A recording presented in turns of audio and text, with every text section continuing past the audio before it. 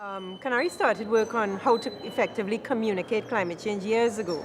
And that was when it was like very confusing science coming from global scientists, the IPCC and so on.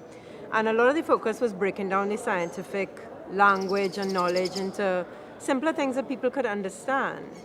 What we actually are seeing is the last year with the drought all around the Caribbean, you see a change and people are starting to make the connection, is this connected to climate change?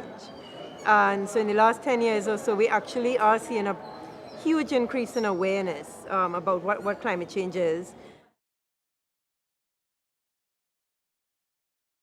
But what CANARI is now switching to doing then is not really translating the scientific knowledge, but helping people to look at their community, at their sector, at the area they're working, and to analyze what are the climate change impacts that's affecting them and their lives and their community.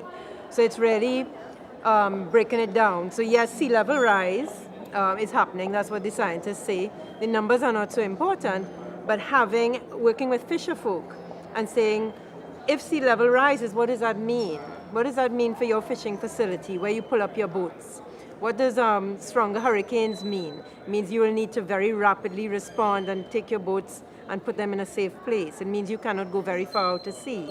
So it's really breaking that down to people, not so much that they can memorize or throw out facts and figures, but how is this going to affect them and their lives in a day-to-day basis and their livelihoods? And people get it. People are smart and can figure it out. They just need to really think through those connections.